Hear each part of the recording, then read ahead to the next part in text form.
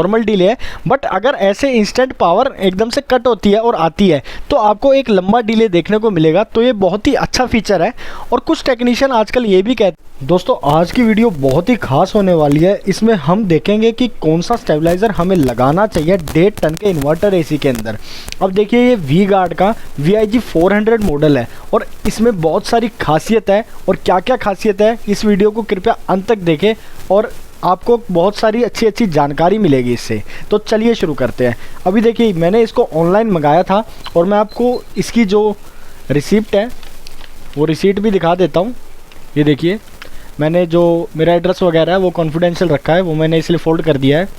और आप देख सकते हैं वी गार्ड VIG 400 और ये आया है 3145 रुपये का। ये देखिए 3145, जहाँ मेरा अंगूठा रखा हुआ है वहाँ पर लिखा हुआ है 3145। तो ये आपको 3000 तक की रेंज में लगभग मिल जाता है। बहुत ही अच्छा स्टेबलाइज़र है। अब चलिए इसको बॉक्स से बाहर निकालते हैं। वैसे मैंने इसको पहले ही खोल लिया था, बट आपको दिखाने के लिए बॉक्स में फिर से डाला है, तो इसको मैं बाहर निकाल लेता हूँ।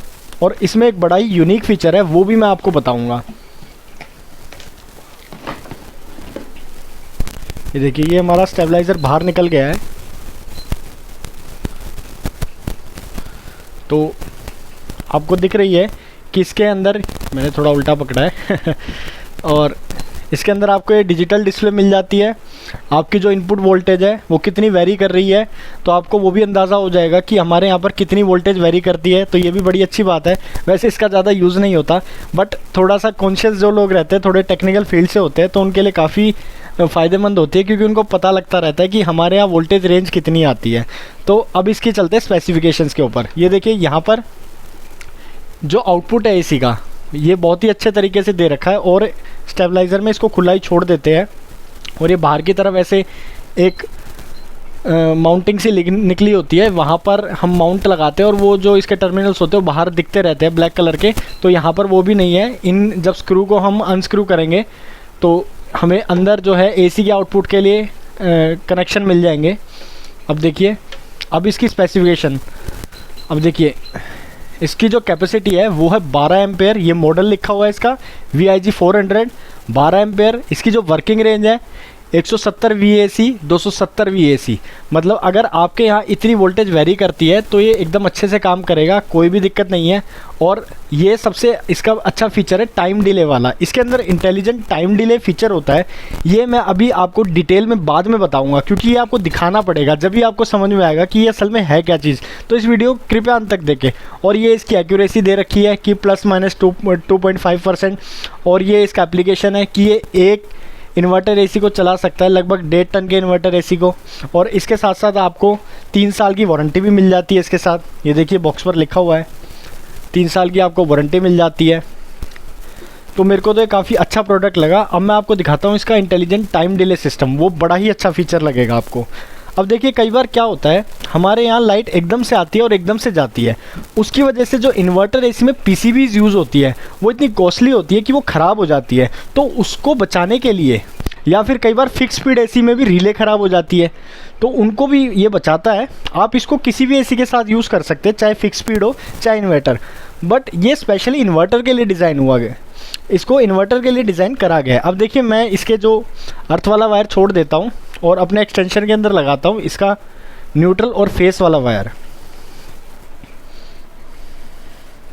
अब इसको हम ऑफ कर लेता हूँ।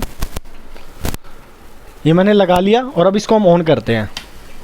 ये देखिए यहाँ पर DLY लिखा आ रहा है, इसका मतलब ये थोड़ा सा डिले दे रहा है। एकदम से ऑन करते ही यहाँ पे स्टार्ट नहीं हुआ। अब देखिए स्टार्ट हो गया।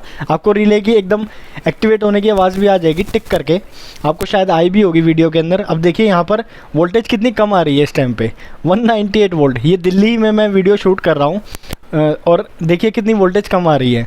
कम से कम 238 RMS के लिए डिज़ाइन होते हैं जितने भी AC वाले अप्लाइंसेस हैं, बट यहाँ पर 200 से नीचे आ रही है। तो इसलिए आपको स्टेबलाइज़र लगाना चाहिए। अब बात करते हैं कि यहाँ पर क्या क्या शो हो रहा है। एक तो देखिए जब इसका फ्यूज़ ब्लो हो जाएगा तो भी यहाँ पे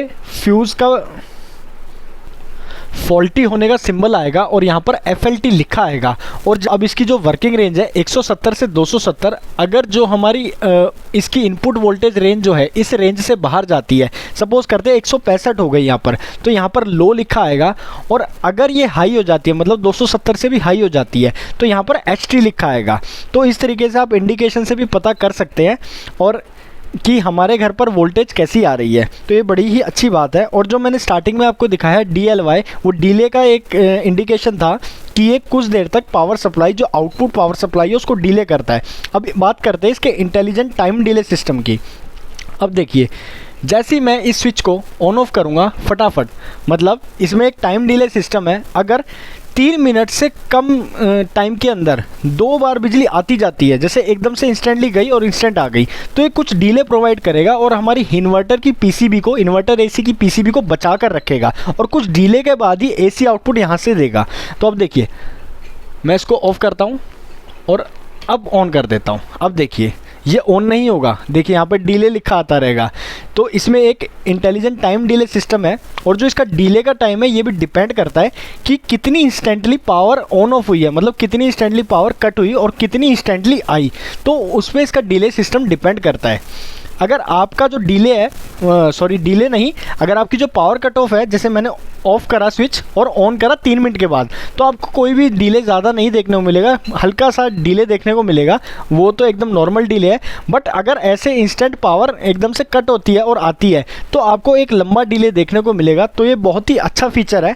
और कुछ टेक्नीशियन आजकल ये भी कहते हैं, जो इन्वर्टर AC इंस्टॉल करने आते हैं, कि उसमें तो ज़रूरत ही नहीं है स्टेबलाइज़र की। अरे मेरे भाइयों, उसमें बहुत ज़्यादा ज़रूरत है। उसकी PCB और पार्ट्स इतने ज़्यादा कॉस्टली आते हैं, अगर उसकी PCB कुछ डैमेज हो जाती है तो उसकी रिपेयरिंग की कॉस्ट बहुत ज़्यादा आती है। और वैसे भी इन्वर्टर AC या डुअल इन्वर्टर AC बहुत ज़्यादा कॉस्टली आते हैं। तो कभी भी ये गलती ना करें, उन वाले AC को बिना स्टेबलाइज़र के ना चलाएं।